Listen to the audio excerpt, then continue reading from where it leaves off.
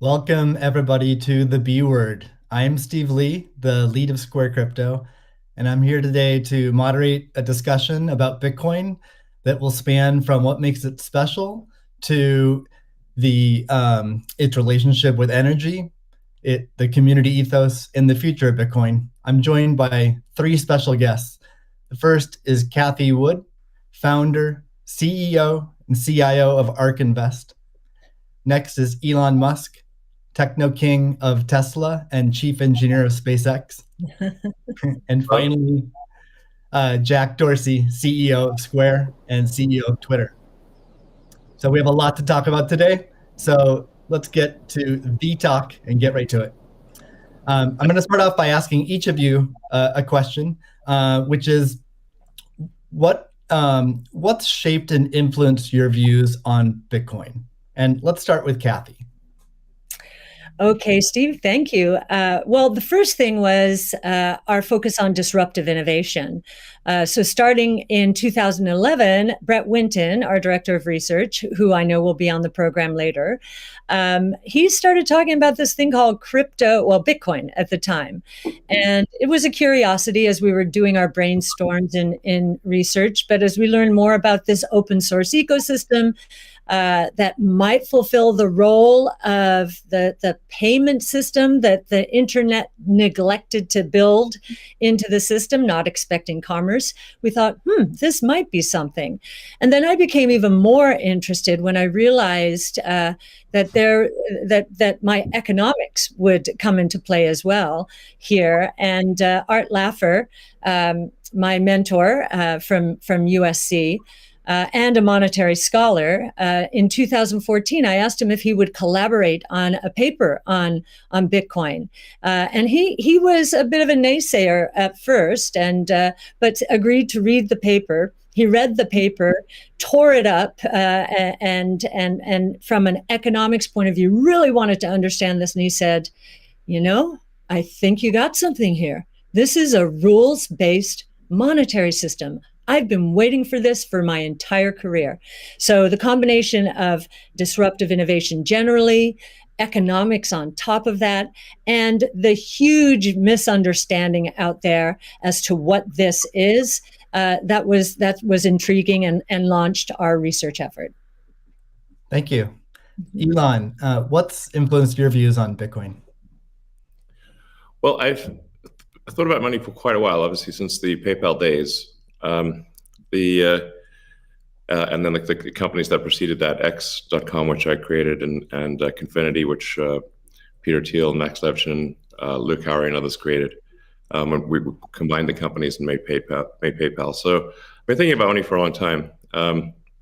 And really, I think it's best to think of money as an information system, primarily an information system for labor allocation. For practical purposes, it exists in a series of heterogeneous databases, like very different databases in bank mainframes around the world. It moves quite slowly in reality. It may seem to move fast sometimes, and it does with PayPal, which is real time. But the vast majority of the systems out there are batch processing. So the actual reconciliation may take 1 to 5 business days, sometimes longer. And you have the ACH system, which is ancient and still in operation, which allows transfers effectively like a check would be an ACH transfer, but it's not secure. And you've got the credit card systems, which are also not secure. It would be like handing your username and password to a stranger in a restaurant if you buy a meal. So there's definitely an opportunity for something that is better from an information theory standpoint. So and there you can think of it like data on a network. I think is the way to view it. What has the most throughput? What has the least error? What drops the fewest packets? Fraud, for example, being a source of error, and government interference in currencies being a source of error. But it's fundamentally an information system. So I think it makes sense to support something that improves the quality of information with which we conduct the economy. And Bitcoin is a candidate for that. It does, I think, some things Well, and it's obviously it's evolving, and there are additional things like Lightning being done on top of Bitcoin. But Bitcoin per se is mostly solving for scarcity, or rather solving for essentially having no throat to choke, decentralized. So there's no one who can be coerced in any way to empty their Bitcoin account. Well, I guess they could technically, but on an individual basis, but the system as a whole cannot.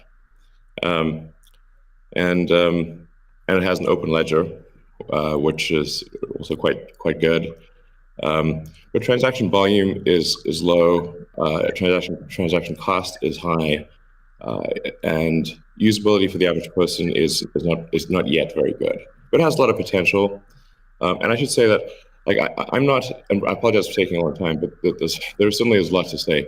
In general, I'm a supporter of Bitcoin and the idea of cryptocurrency in general. But as I've said publicly, we do need to watch out for crypto taking, especially Bitcoin, using proof of work to maybe use energy that's maybe a bit too much and not necessarily good for the environment. So, but on balance, I support Bitcoin, and I'm not an investor. The only publicly traded stock I own is Tesla, and the only significant thing I own outside of Tesla is my SpaceX stock that could help create both companies. So, but apart from that, I do own Bitcoin, and Tesla owns Bitcoin, SpaceX owns Bitcoin, and I do personally own a bit of Ethereum and Dogecoin, of course. So. Okay, great. Thank you. And we'll get into some of those issues in more depth as well. Jack, how about you? What shaped your views of Bitcoin? The network and the community. It's deeply principled. It's weird as hell. It's always evolving, and it just reminded me of the internet when I was a kid. And I encountered alt cypherpunks when I was fairly young, and this was a topic of discussion for years. I didn't touch it until 2008 when we started Square. Elon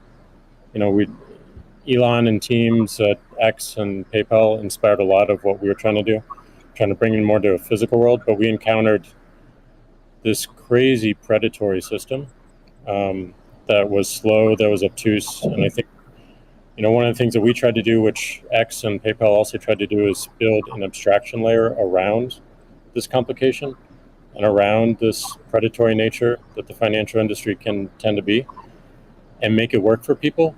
But when I saw Bitcoin in 2009, you see a chance to replace the whole foundation. And everything that Elon was talking about in terms of ACH and the credit card networks were built with very different agendas in a very different time frame. And it's crazy that they still exist, and they have scaled, but they just are not relevant to today, and they're certainly not relevant to the future, especially when you consider the entire world and countries like Nigeria or Ghana or India, and its interconnection with countries like the United States and Canada and all over Europe.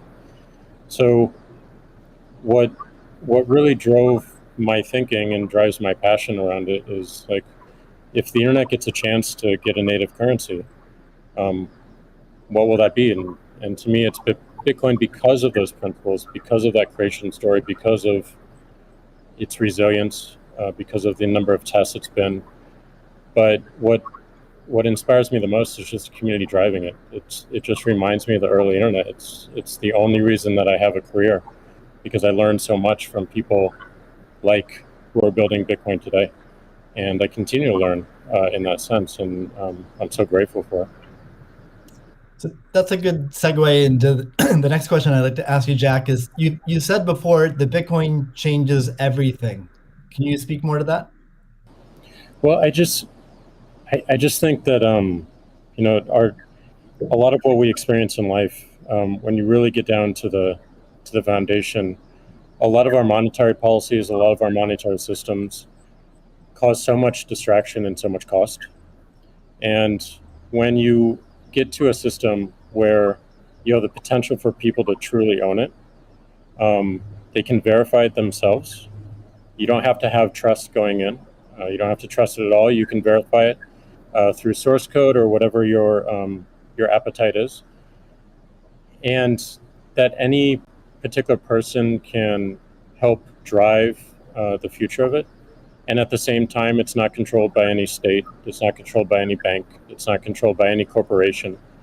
And these three parties of people who participate in the network, people who mine, and also the developers, constantly debating the correct roadmap and the way forward, is a beautiful thing. And I don't know of many other consensus-based models that have existed at that scale for this long with this amount of success. And we're still fairly early. So when, I met a woman in Ethiopia 2 years ago, and she was trying to create the lift for Ethiopia. Elon, I think I reached out to you at that time as well because she really wanted some Teslas. She still has to take paper fiat cash from her passengers and pay all of her drivers in the same way because there's no monetary system that she can utilize. There's nothing digital. And Africa as a continent is hugely interconnected from a monetary standpoint, but also hugely taxed in that same way. So a lot of the potential that I see, the internet having a native currency helps her build her business in a much faster way. And also, if you consider something like Bitcoin existing before YouTube, before Twitter, before Facebook, a lot of the business models that we have today would not be the same. We would certainly not have the dependency we have upon the advertising business model if Bitcoin existed pre-Twitter.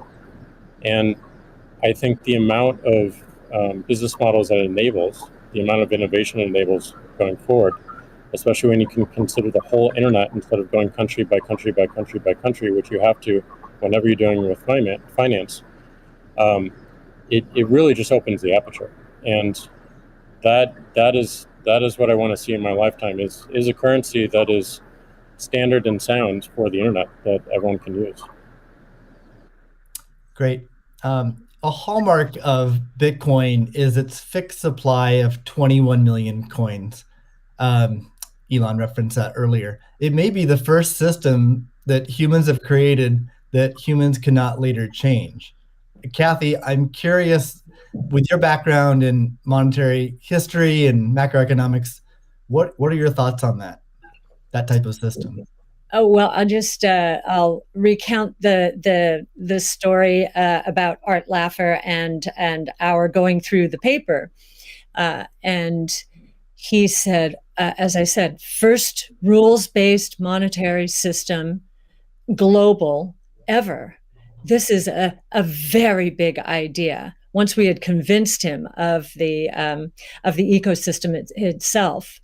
Now, this is the role that it's playing, given that the rule is a quantity rule, that 21 million units, is really a store of value role. So there are three roles of money. Store of value, very important. The means of exchange, so for transactions, and the unit of account. Every good priced in terms of whatever the unit is. So store of value is its primary use right now. The others exist. Unit of account, reserve currency of the crypto asset ecosystem. That's being seeded a little bit towards stable coins right now. But the store of value is a very big role. And means of exchange with apps built on top of the Bitcoin blockchain, we think is going to become more of a reality. Right now, high value transactions take place over Bitcoin, and that is a very useful role. So we look at those, and I remember saying to Art, "How big could this be?" And he said, "Well, how big is the U.S. monetary base?" Well, today it's $8 trillion. $8 trillion. At the time we were talking, it was $4 trillion. So we've gone through another crisis since then. And And so the store of value, this idea that purchasing power will go up over time if demand rises relative to supply ultimately fixed at 21 million units. That's a very good thing. Purchasing power going up globally around the world. And this idea that it's a hedge against confiscation of wealth. And that can take place in a myriad of ways. But inflation, and especially hyperinflation in emerging markets, is the primary way. Talk about destroying purchasing power. So that's a very big idea. And I'll also mention deflation. In some ways, it's a hedge against deflation. I know some people are confused that we at ARC think that we're in a deflationary environment here in the United States. If that is true, the odds of a hyperinflation in the rest of the world, especially in emerging markets, is also true. So, but this deflation, and we learned from 0809, there's counterparty risk associated with deflation. And I think Bitcoin would be a hedge against that eventuality as well. So it's a very big idea. Right. I suspect among us, there's not a lot of debate about Bitcoin's potential as a store of value. But Jack, you referenced earlier it being or becoming the native currency of the internet. Can you speak more to that, and also how it relates to maybe how institutions think about it? Yeah, I mean, like just simple example. If I happen to be in Ghana and my family is in Nigeria, currently I can take anywhere from and I need to send money back, anywhere from 10 to 30% off the top just to send that money back. Whereas if you just focus on the worldwide remittance problem, Bitcoin solves so many of those problems today instantly without having to go through any intermediaries or any slowness or complicated systems that a corporation or a state created. So I think having sound money that is separate from the state is the idea. Having it completely verifiable by everyone, including the state, including corporations, including individuals, including developers who want to build on top of it, is quite powerful, and that's what keeps it secure and strong. And I think that's we need more of that, which is why this one of the reasons why this conversation is so important is as entities come into the space, it's not just buying an asset and holding on to an asset and treating it as an investment. There's something special that created this, and something precious and something very unique, which has to be protected, and we need to do whatever we can to help that thrive as well. Elon, I'm curious your opinion on this. You mentioned earlier about Bitcoin's throughput, or the importance of throughput, maybe some concerns around Bitcoin. Can you speak? Do you think Bitcoin can become peer-to-peer cash? Well, Bitcoin does have a fundamental scarcity limit at the base layer that's designed in.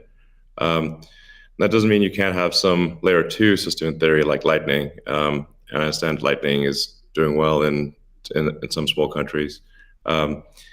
There's some question mark as to whether you need a money transmitter license. Just a debate as to whether that's needed, given that it is not open ledger. So that's a whole separate debate, of course. But Bitcoin by itself simply cannot scale to be the monetary system for the world at base layer.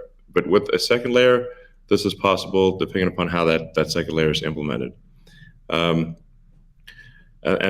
part of why I think there may be some merit to something that may seem silly, like Ethereum, like Dogecoin. I think Ethereum also, like I said, the three things I own outside of SpaceX and Tesla, and obviously it's a Neuralink and Boring Company, but of any significance are Bitcoin by far, and then some Ethereum and some Doge. So if the price of Bitcoin goes down, I lose money. I'm not sort of I might pump, but I don't dump. So it's not a case of I definitely do not believe in in getting the price high and selling or anything like that. And I would like to see Bitcoin succeed. I think there's some merit to this is not a slam on Bitcoin. There's some merit to considering something that has higher max transaction rates and a lower transaction cost, and kind of seeing how far you could take a single layer network where the exchanges act as a de facto second layer. I think you can probably take that further than people realize, and as bandwidth increases over time, latency decreases. SpaceX's Starlink is actually playing a role in this, and I think long term people will probably have access to worldwide access to gigabit level connectivity at low latency, and so at low cost. And so then your base layer could do a lot of transactions if you take that into account. So yeah, but like I said, Bitcoin with a layer 2 system, so they could scale to do a vast number of transactions. Same goes for Ethereum. Question about the scaling at the layer 1. The concern from the past 5 years of debate in the Bitcoin community is that would sacrifice too much decentralization and hurt the censorship-resistant properties of Bitcoin. I'm curious if what are your thoughts on that? Are you sensitive to that? And are you concerned about losing some of the special properties of Bitcoin or another cryptocurrency by scaling at layer 1?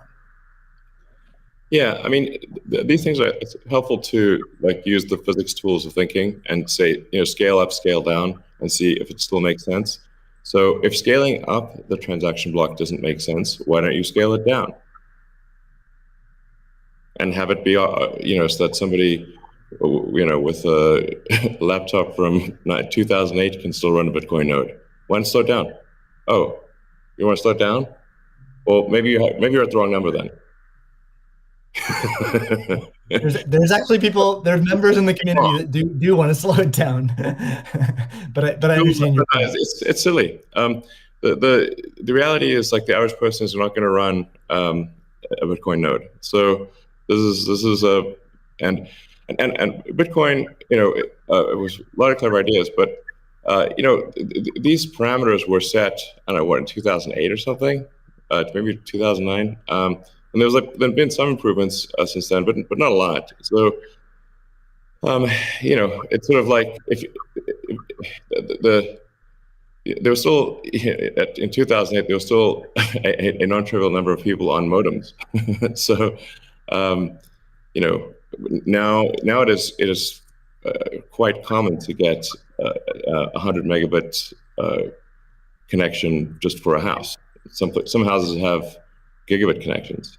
So, and that trend is obviously in the direction of higher bandwidth and lower latency. And if somebody else doesn't do it, Starlink certainly will. So I have high confidence that you will be able to maintain a decentralized finance system while still having a much bigger blockchain, aka ASCII text ledger, a hash ledger. You can make the hash ledger bigger without suffering from decentralization as the average connectivity improves, obviously.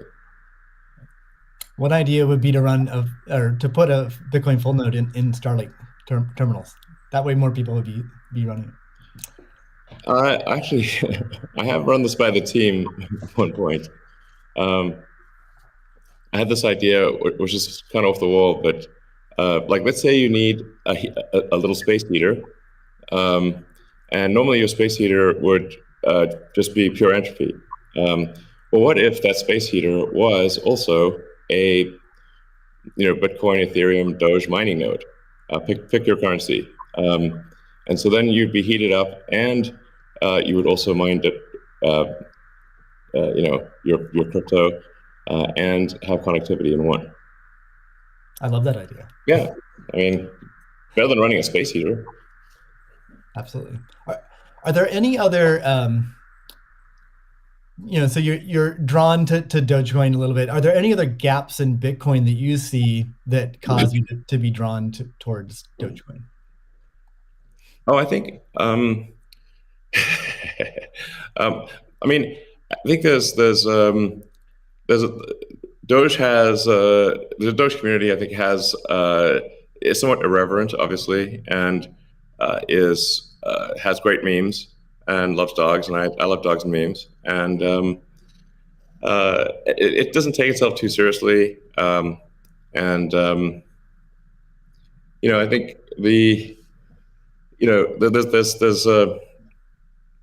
there's Occam's razor, which is the simplest answer is the most likely. It's a summary of Occam's razor. The simplest answer is the most likely one. Then there's a friend of mine came up with a variant on that the most ironic outcome is the most likely one. And then I have a variant on that, which is the most entertaining outcome is the most likely one. So if that is true, then the most ironic and entertaining outcome would be that the cryptocurrency that was started as a joke to make fun of cryptocurrencies ends up being the leading cryptocurrency. That would be the most ironic outcome. Jack, what are your thoughts on that? Is Bitcoin resilient enough to overcome that? I think it's resilient, but also I think like you find. I mean, that's what attracts me to Bitcoin in the first place is the irreverence. A lot of that just brings it forward, and at first go it makes it a little bit inaccessible, but as people get into it, it makes it more accessible and more spreadable. And I absolutely think the resilience is there. I think it's important to have fun as well. And anyway, folks can express themselves. I think that goes back to the main idea of like how do we create a native currency for the internet? Anything that goes towards that path, like that's whatever wackiness or fun we can have along the way. That's going to make it a lot more enjoyable, and it's going to make a lot more people want to use it. I'd also point out there's nothing stopping someone from creating a Bitcoin wallet that's like fun and has memes, has dogs. That's possible as well. Great. Let's move on. Right now at this point. Let's move on to the next topic, which is Bitcoin and energy. It's a really hot topic that lots of people are talking about. Let's start with Elon. You've been vocal on this. You've said that. I mean, you said many things about it. You've also said that Tesla will resume payments in Bitcoin payments if the renewable energy is approximately 50% and sort of looks like it's on a positive future trend. What do you think the state of things are with respect to that? Yeah, so I do think that there appears to be a positive trend in the energy usage of Bitcoin. Actually, part of this is due to the drop in Bitcoin price. What I observed, or what I thought I was seeing, there may be some disagreements on this, but from when Tesla announced that it had acquired Bitcoin and was doing Bitcoin transactions, there was a massive run-up in the Bitcoin price, and also a massive increase in the amount of energy used to mine Bitcoin. And I think I understand renewable energy quite a bit. I mean, Tesla does solar and interacts with a lot of wind generation through our mega pack, because basically need to store energy from wind and from solar. So we're pretty plugged into the renewable energy industry. And there was just no way that you could basically double or triple the amount of energy in such a short period of time with renewables. But you could shovel coal that fast. And so I was like, look, this is too sketchy. Tesla's mission is accelerating the advent of sustainable energy.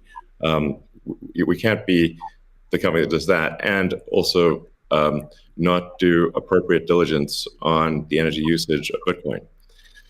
So all I did was I said, look, we're going to suspend Bitcoin transactions for now. We're not selling any Bitcoin, nor am I selling anything personally, or nor is SpaceX selling any Bitcoin. Again, I want to emphasize SpaceX, Tesla, and I own Bitcoin. I also own a little bit of Ethereum and Doge, but the companies just own Bitcoin, and the Bitcoin that I own is worth much more than the Ethereum or Doge. So clearly, if I'm if these actions negatively affect me financially, if I was purely financially motivated, then I would not express this reticence about Bitcoin energy usage. Now, it looks like Bitcoin is shifting a lot more towards renewables, and a bunch of the heavy-duty coal plants that were being used, unequivocally being used, this is not a question mark, have been shut down, especially in China. So I think it's probably, we want to do a little bit more diligence to confirm could confirm that the percentage of renewable energy usage is most likely sort of at or above 50%, and that there is a trend towards increasing that number, and if so, then Tesla will resume Bitcoin, accepting Bitcoin.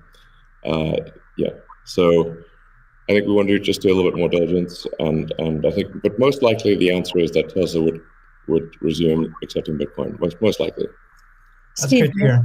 I would Steve, agree with that. Kathy? Yeah, may I ask a question? Elon, I'm not quite sure if you saw the paper that Square and ARC did together on making Bitcoin mining a part of a utility, a broad-based utility ecosystem, whereby, the overage from sunshine or wind powers the Bitcoin mining machine, thereby enabling the proliferation of renewables to a much faster extent, or at a faster rate than otherwise would be the case. What do you think of that? Well, the problem is that in order to operate so-called mining or hashing rigs, in order to operate a bunch of hashing rigs, effectively, you have to run them 24/7, which means you need base load. You can do that with solar and wind plus battery, but if you only did it based on solar or wind overage, your hashing rig utilization would be much less. So you'd be at a disadvantage. Sure, Hydro or geothermal are great as renewable means. I'm also pro nuclear. I think modern nuclear power plants are safe, contrary to what people may think. I really think it's possible to make very, very extremely safe nuclear. I'm talking about fission. You don't need fusion. And then, of course, fusion. You just got that big fusion reactor in the sky called the sun. It comes up every day. But I think a combination of solar and wind plus stationary storage will get you that base load, so you can run hashing 24/7. Okay, Jack, I'm curious. You've stated that Bitcoin incentivizes renewable energy. That's what we're talking about now. Do you have any additional thoughts on that? Yeah, I mean, everything that Elon said and Kathy mentioned, but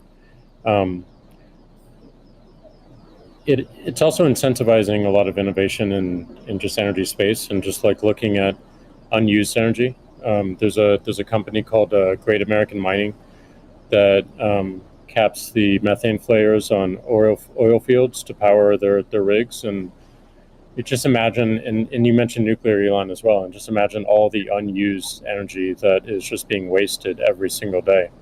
And being able to get that energy and converting it into a secure, sound money system for the planet feels like a worthy trade-off. And that's the sort of incentive that I think is most powerful, is like, how do we reuse what is being currently just dumped on the ground and wasted and not considered, and how do we do that at scale? And I think that's a bigger conversation that I think is missing. But I agree with everything that Elon has said, and also the paper we put forth. I'm curious if any of you have thoughts on how what the industry can do to accelerate the transition to renewable energy. And like Elon specifically, could Tesla Energy or Starlink play a role? Well, I think Tesla can play a role. Tesla's literal reason for existence. The reason I've I've put so much of my life energy into Tesla, which is a lot. In fact, I would say that I've had some pretty tough life experiences, and Tesla is responsible for probably 2/3 of all personal and professional pain combined. Just to give you a sense of perspective there. So this is a hella hard situation. But we do solar, commercial solar, solar retrofit, as well as the solar roof, and we make consumer battery packs called Powerwall for houses and small businesses, and then the utility scale, which are gigantic. We've done now a number of gigawatt hour installations. That's a lot. That's a lot. And a lot of them actually have been for load leveling the grid. Mostly they are, and combined with the first really big one we did, which is 100 megawatt installation in Australia. That's actually helped stabilize a huge portion of the South Australian grid, because it's able to react so fast.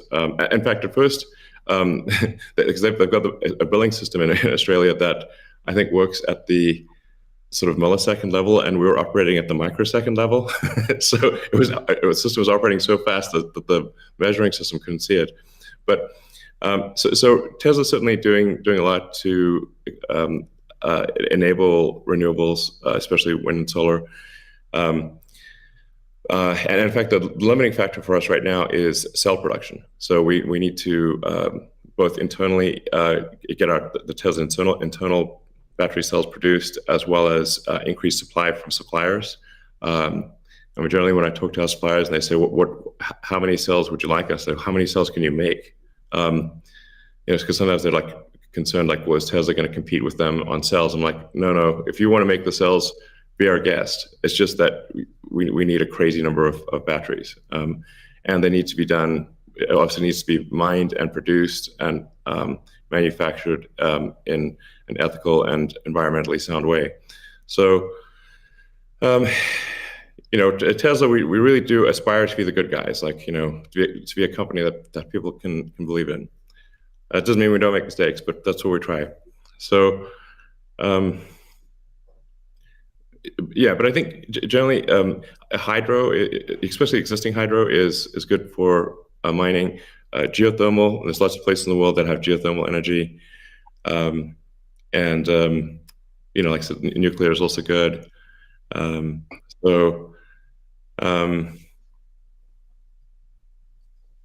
think just I'm like as I said earlier, the expectation is not like that the energy production must be pure as the driven snow, but it must it can't be using it also cannot be using the world's dirtiest coal, which it was for a moment there. That's just difficult for Tesla to support in that situation. So I think, but I do think long-term renewable energy will actually be the cheapest form of energy. It just doesn't happen overnight. But as long as there is a conscious and determined and real effort by the mining community to move towards renewables, then obviously Tesla can support that. That's great. Kathy, we've been talking a lot about energy, but many institutions are facing questions around Bitcoin's relationship with ESG. Can you maybe speak a little bit more to what is S and G in ESG and how Bitcoin might support those?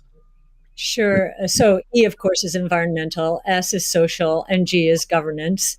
And there is a massive movement afoot in the institutional world, especially, to embrace ESG and make sure that their asset managers are doing the same. So if you we've just talked about environmental, and I really do believe that Bitcoin will be much more environmentally friendly, certainly than traditional gold mining or the traditional financial services sector. In many ways, it already is, and it's just going to get better that way. In terms of social, I know that many institutions, when they are thinking of social, they think of diversity and equity, pay equity, and all of that. But if from our point of view, the disruptive innovation point of view, social is much more than that. It is saving lives, of course, autonomous technology, that would be another topic for Elon. But in this case, allowing access to payment technology, as Jack is saying, everywhere around the world without friction. And just back to the remittance example, I think if I've got these stats correctly, there are certain countries in the world that are incredibly dependent on remittances for GDP. Tonga, 37%, El Salvador, which just deemed Bitcoin legal currencies, 24%, Nepal, 24%. And I think the remittance industry globally, roughly 700 billion. So saving people these egregious fees, think about it, you're paying anywhere from 8% to, as Jack said, 30% of your $100 that you're sending back to your family.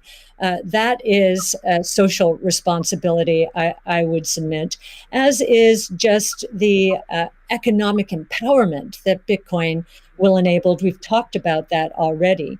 And I know that Alex Gladstein is going to be talking later about, the 4.3 billion people in the world who are hostage to authoritarian regimes, or the 1.3 billion who are living in double-digit and triple-digit inflation, if not more.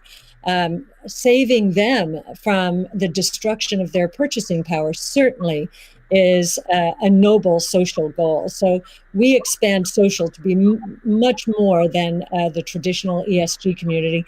And then on governance, you've got the transparency of the ecosystem. It's completely transparent, unlike the opaqueness of financial systems and the toll takers in the traditional financial world. And I think a huge part of governance in the Bitcoin ecosystem are the Bitcoin core developers. Now, before I met them, and I've had the pleasure and the honor of meeting many of them, that was a part of this ecosystem I didn't understand. But actually getting to sit down and talk to them, if I have a learning curve need, it certainly is on the technology side.